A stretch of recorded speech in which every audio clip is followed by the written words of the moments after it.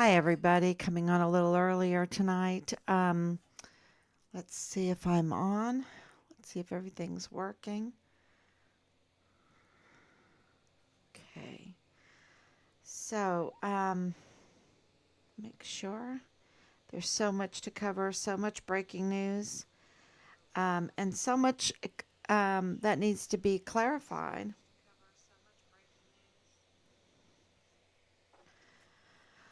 Okay, so where do I want to begin? From the beginning, 1,541 days since Richard, active duty, U.S. soldier, young, young volunteer, son of this republic, was sent to Fort Bliss and saw something, said something, reported something, documented something.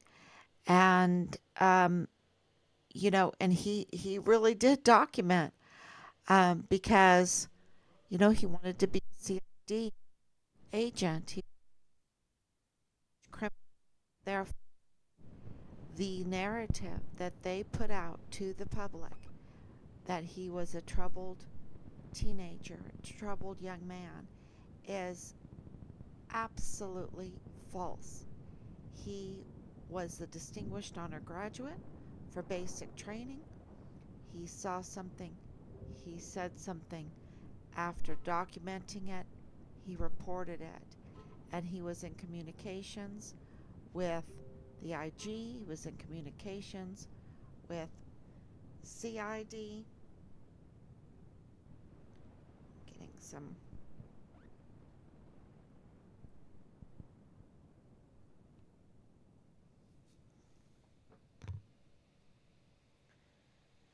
Yes, some CID and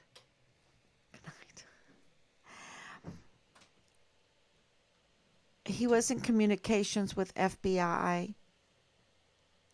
Houston and also with 911. He communicated with 911. So he absolutely saw something and said something, reported, and it's been corroborated. So over and over again through 4 years. And remember that we were made the investigators for our son's case. We we couldn't believe it. It was such a betrayal. Um, the American taxpayers, including us, and especially when you are a patriot and you fight to have a strong government, right? A strong country. I should say that a strong country, and an ethical country, a free country, a country where your constitutional rights are honored. And when something like this happens and you know it's stinky and the military throws you out and you're saying, wait a minute, this is my young son who volunteered. Volunteered. Where's the esprit de corps? Right? Um, where are the answers? And they say, no, we can't help you. Go away. And so you are, you know, you have to gather. For one, you're in your grief, you're very vulnerable. And then you have to gather yourself and say, okay, what can we do? And we called and called and called. Nobody could help. As Richard was nobody's jurisdiction, right? So they say. And that's all questionable. Um, but because of what we know now, but nobody wanted to help. My dad went to Norfolk NCIS, and he called us and he said, "Look, this is who I am. Your father just came into my office and left. This is heartbreaking. Heartbreaking. How can I help you? I don't know what I can do, but you know, I can try.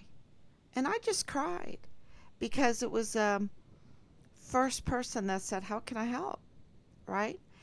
And what we decided to do was get on social media and not understanding what was happening in the military at the time with Vanessa Guillen, um, but having benefits of the turmoil that was at the time.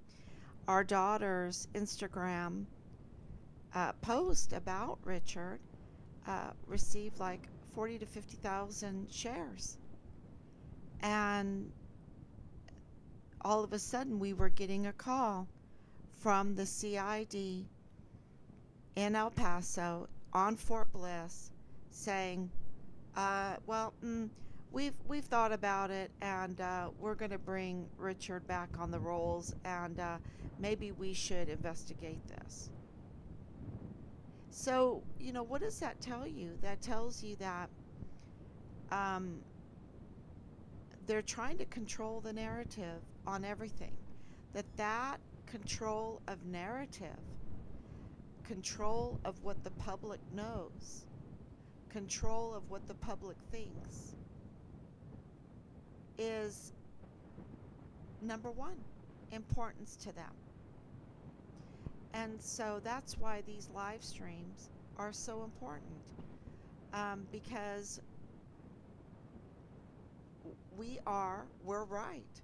We are giving you the truth when it comes to our son's case. And we were saying that it was stinky, and we were saying that Nadal Baim is up to no good. I mean, we gave him all the benefits of the doubt. And we said from the beginning, no, no, no, he's somebody. He is somebody. And he is somebody. He's a Palestinian that has a very interesting education, that is up to no good in El Paso, and absolutely is the father-in-law of Lieutenant Colonel Bradford of the G3, the 32nd ADCOM, and a bidder for not just a few little rounds of ammunition, but up to $3 million a pop of ammunition. Let's do a contract for up to $3 million to the El Paso Police Department of ammunition. And it goes on from there. His business, his business partners, and of course the car business, and not just any kind of car business, a car business that handles Mercedes. And of course, we know how important that is when it comes to Richard, and that connection when it comes to the Mercedes. So this is really been an investigation of a cover-up, of a code-red, premeditated murder. Not only that, the retaliation against a whistleblower for reporting the criminal trafficking and its connections to Fort Bliss, to the military, and also what he knew about the Walmart mass shooting and its connection to Fort Bliss, the military, and the retaliation. And we know by watching the videos of Glennon Oakley Jr., which corroborate that operatives, I guess that would be the right word, operatives are sent to bully, to harass, to intimidate, and also to make you so afraid. You have to look at the whole history of what happened to Glennon Oakley Jr., and you absolutely understand what they tried to do, because they weaponize the very tools that we entrust to them to create an esprit de corps fighting force, disciplined fighting force, but they don't use the tools for that. They use the tools to retaliate against those that will whistleblow on their criminal activities. And you saw that very clear in the videos of Glennon Oakley Jr. And so I think I think it's clear that they were doing that with Richard. They were using the tools. Well, we know, we've proven. They've tried to sanitize Richard's file, but we have it all. But they tried to sanitize it um, to take out the retaliatory actions against him. Why would they want to do that, right? When they are putting forth this false narrative about him, and then they clean it up, and then they promote him twice, and then they say, oh, no, um, why did they report it? Why did they promote him twice after he was murdered? It's there's just so many questions there. Um, but when you know that there is so much fraud, waste, and abuse, so much impersonating of individuals, trying to capitalize, trying to um, receive benefits with fraud, when you see who's who in all of this and their little criminal network, um, and it's based on so many lies, it's absolutely clear that Richard saw um, this criminal network definitely in action. And when you find out that his platoon leader was Dallas Hart, and that those that were tampering with Richard's investigation at the CID office there on Fort Bliss, and that the very people tampering with Richard's file was uh, Dallas Hart's mother and another family member, Tavita Nusa, the CID agent who lost his badge, right? When when you know all of this, and then um,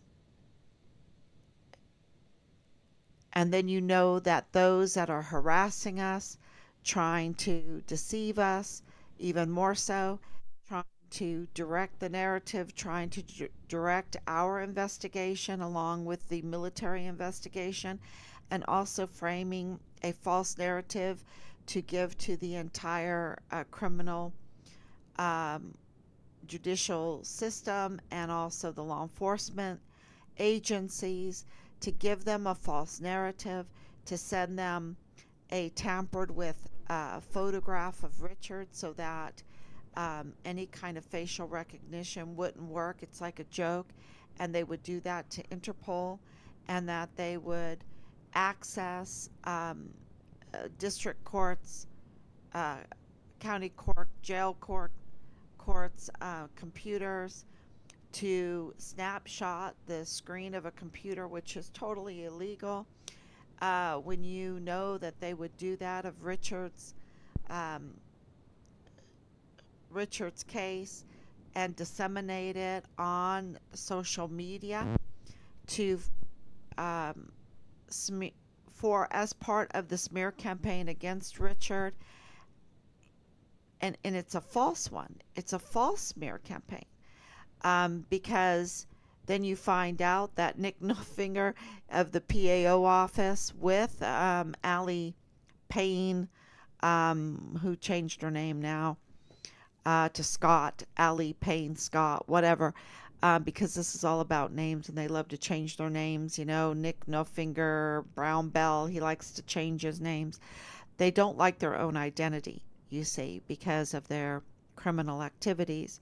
And when you see that the PAO, so public affairs officer, won't even mention that Richard was a distinguished graduate for training and for AIT, and he was promoted multiple times with waivers because he was doing so well, guidon bearer um, for his unit.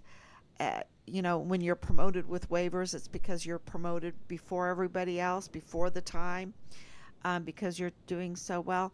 Why didn't they mention all of these things? They didn't. They wanted to a campaign to smear him, defame him, because what they were saying were lies. And I think it's very telling that they didn't mention Adal Baim, um, in the media.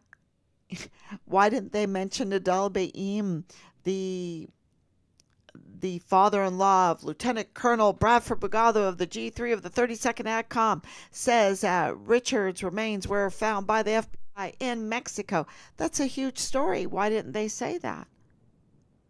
Why didn't they say that?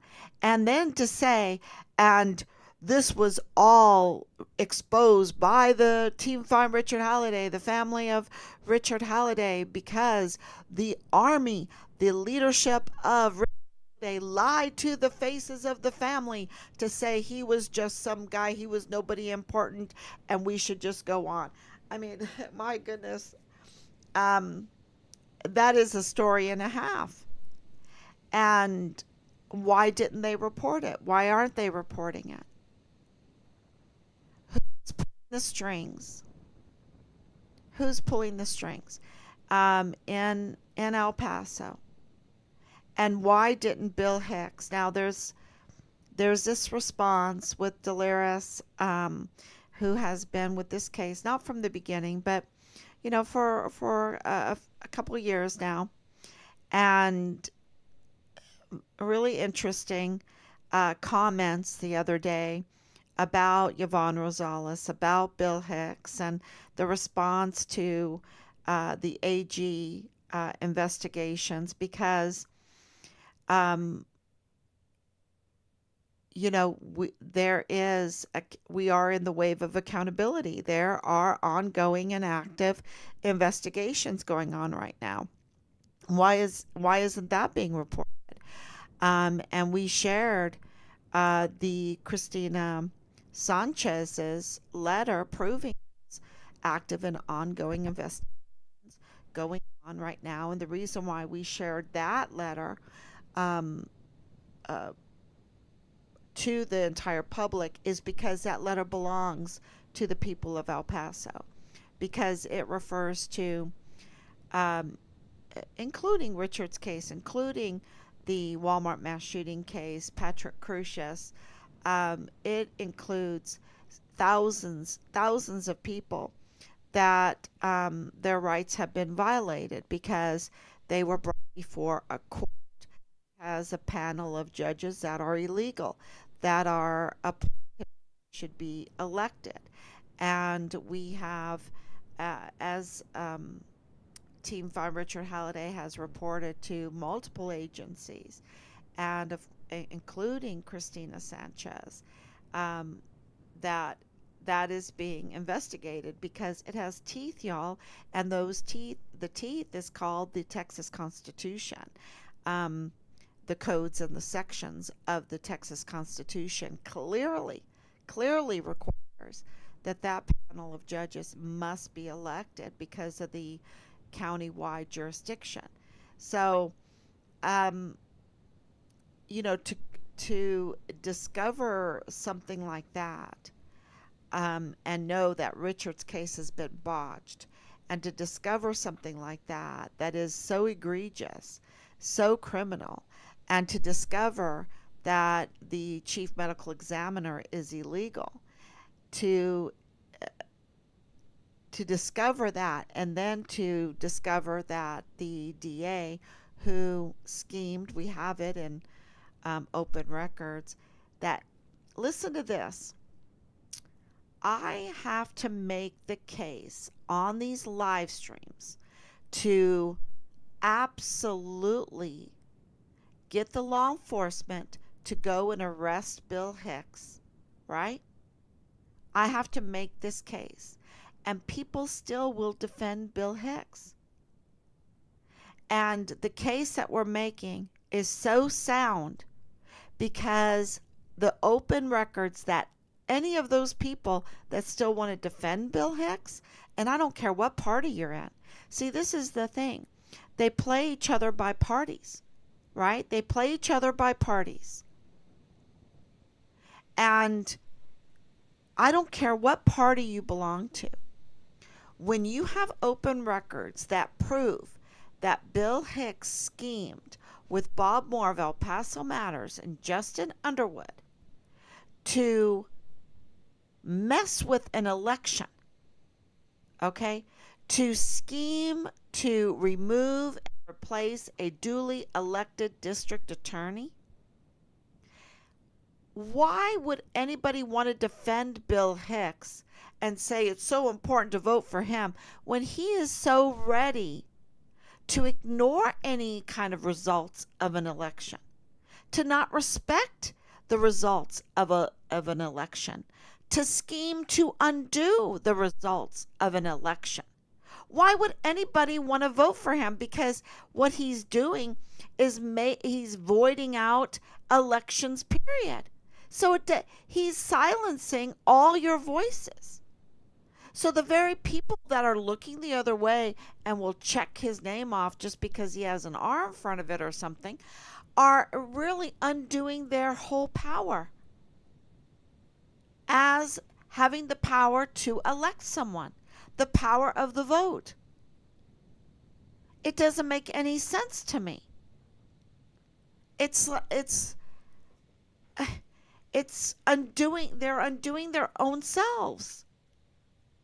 Bill Hicks is unfit to vote for. He's unfit for an office.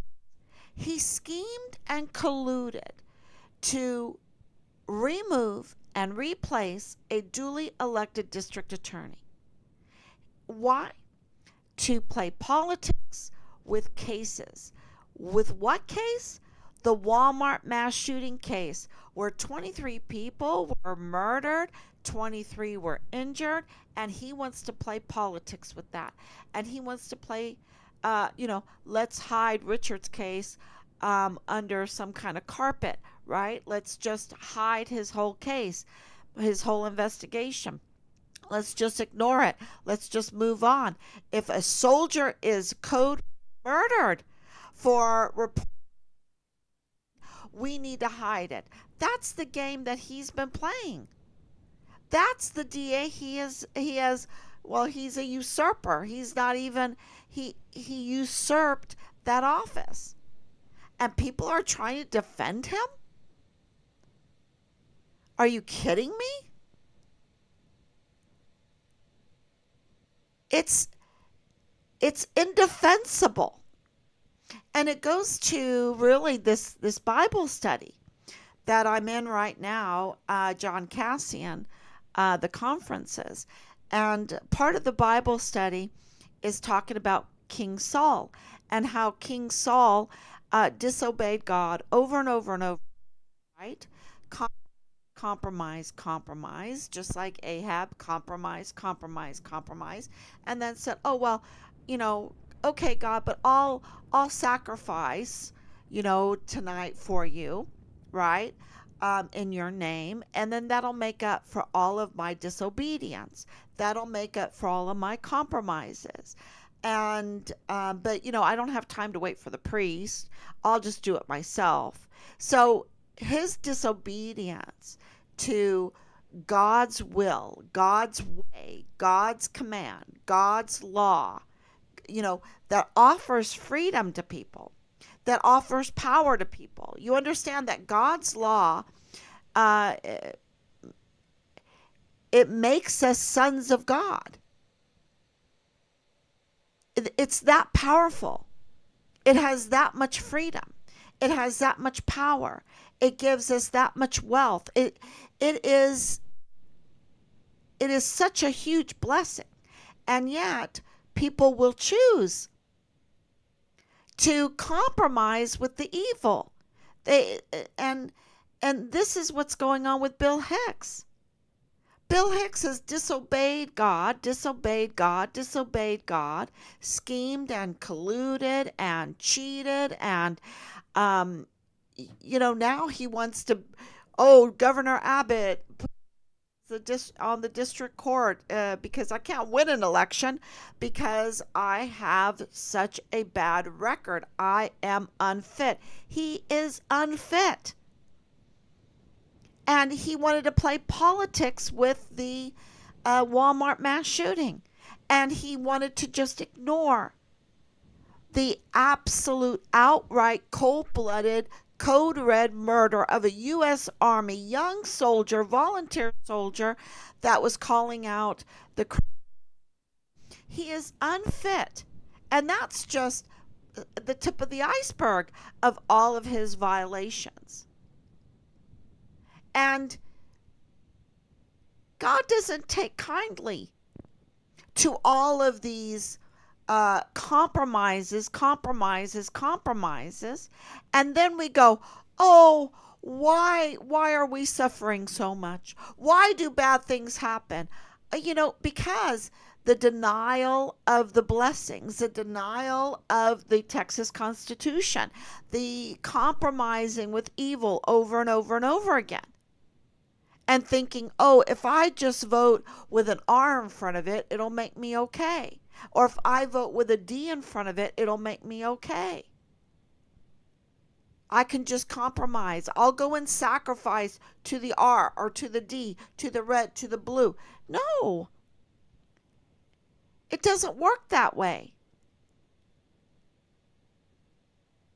It doesn't work that way. You can't have your cake and eat it too. You can't compromise and then believe that you're going to have all the blessings of being law abiding. You can't compromise and think that that person that you have compromised with is going to change their spots. It doesn't work that way. And then all of a sudden feel like they have some loyalty to you and then become someone good. It doesn't work that way. And then, it just shows a rebellion against God. And I can't do it. I can't do it. I have too much for the future to work for. Too much respect for our soldiers. Too much respect for our military. Too much respect for our country. Too much respect for other people. I don't want 7-year-olds to be sexually assaulted in Leilani Hart's master bedroom by multiple members of her family and nobody do anything about it. Or household, whatever, however. And nobody do anything about it. I don't want a soldier to be retaliated against and murdered in cold blood by the order of his chain of command and then get away with it and it just be ignored, because that's what Bill Hicks did. I don't want multiple shooters to go into stores, into a mall and start shooting off their guns and 23 people are killed and 23 are hurt, and then 5 years go by and millions of dollars are sucked into the system and nothing happens because they're playing politics with it and the victims can't even get justice. And that's Bill Hicks. He's in that seat right now.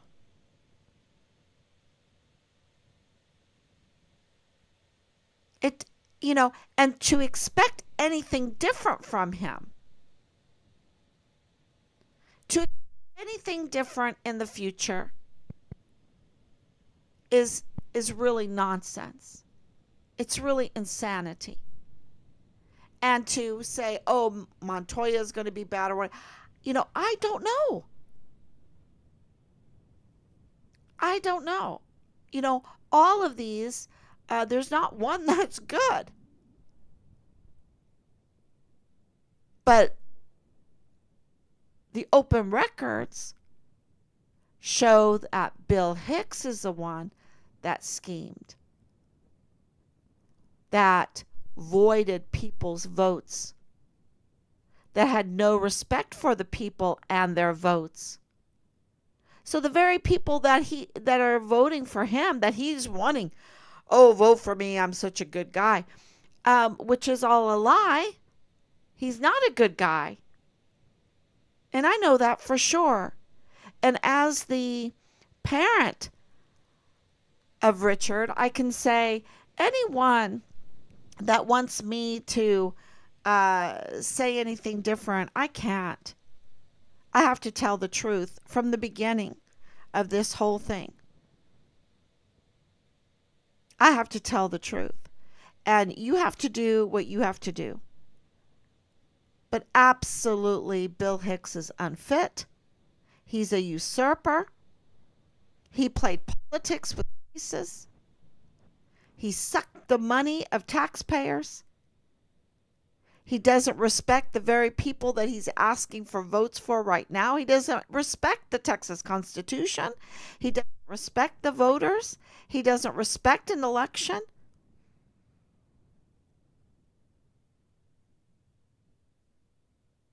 And he doesn't respect life. It's all for the cash grab. Look at what they've done to Patrick Crucian. And you can say, what did, someone say recently, bury him underneath the jail. Like they don't even want to have a hearing. They don't respect you're innocent until proven guilty. And now, they say, well, he's been found guilty in the federal court. No, he made a plea deal. A plea deal for guilty. And there was no mention from Joe Spencer that he had autism and a severe mental condition. No mention of that.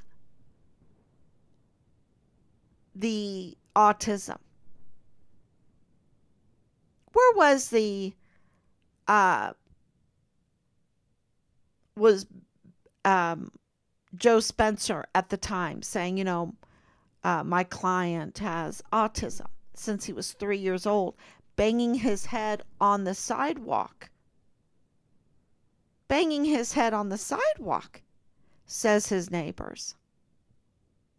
Reported in the paper. Where was that? And, all of these other testimonies of multiple shooters. And I am not saying that Patrick Crucius was innocent. I'm saying that there is a system that has to be followed, and it has not been followed. He hasn't even had a mental health evaluation, and yet we have millions and millions of dollars. So much money that Amy Snoddy doesn't even want to give us the numbers, the figures. They're robbing the people, playing politics with the case, because they can't even give a mental health evaluation. And we have all this other evidence that needs to come out. The brown tip, the green bullets, the shooters, all this stuff. The getaway car. And Richard knew some things about the Walmart mass shooting that connected it to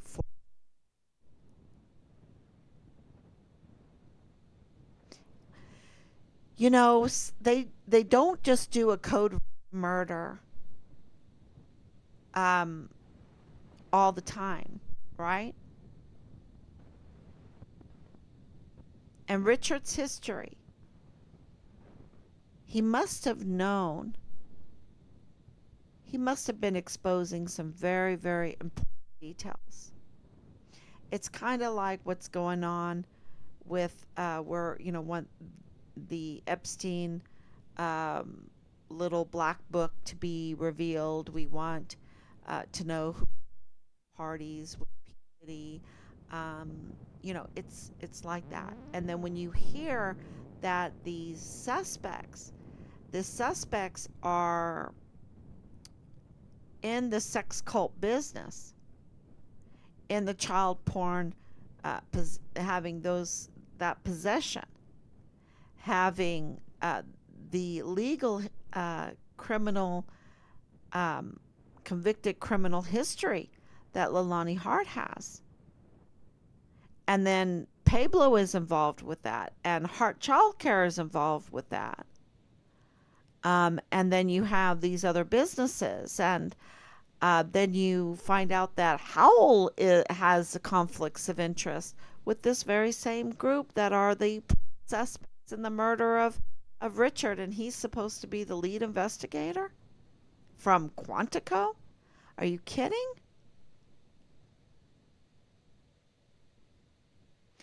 And where's Bill Hicks in all of this? He can't identify crime. That's his job, to identify crime. He doesn't even want to identify voters. He wants to undo voters. So he doesn't want to identify, document, prosecute. He wants to play politics. And then he doesn't even want to identify voters and votes and elections.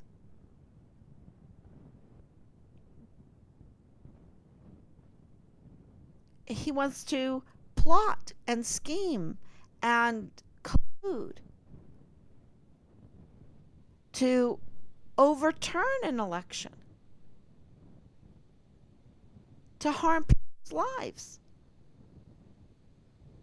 No, he's totally unfit, and I can't express it enough.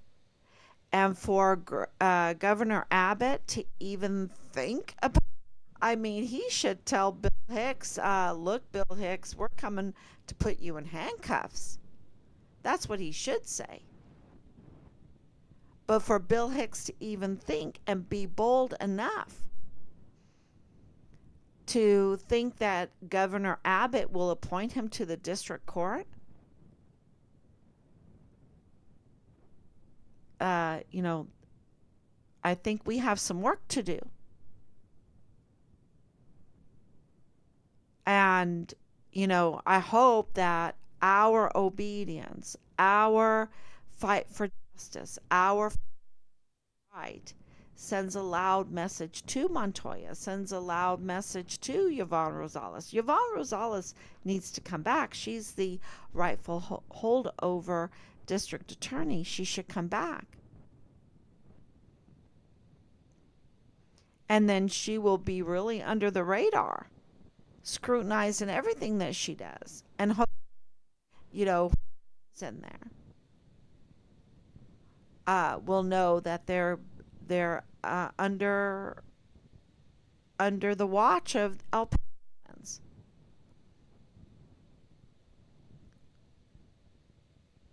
And where are they when it comes to this panel of imposter judges? They should be all over that, because not one of those imposters should even show up for work. And we've notified that jail office that, you can't take anything from them. You can't take anything from them, because everything they give you is not legitimate. There's no legal standing. And thank God, because it's a real blessing when you're under elected judges and not appointed judges. Because a lot of those that are appointed can't win an election. Bill Hicks looks like he won't be able to win an election. He wants appointments. preferably a recess appointment, right? Um, no scrutiny at all. And yeah, I just can't give in to that. Um,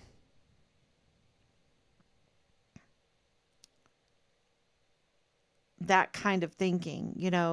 We need the top of the barrel. We need the finest. We need the best. And the United States has the finest and the best. And that's who we need in the positions that we have.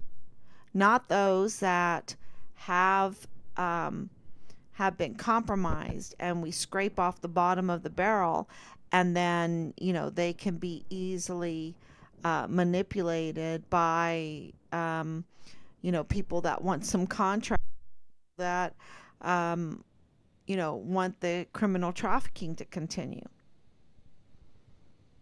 So I think that's very important information, and there's a lot of things we're working on behind the scenes. Uh, so, just stay tuned. Um, and we will absolutely give you that breaking news um, as soon as we're able to. So God bless you. Thank you so much. And I'll be back tomorrow, God willing.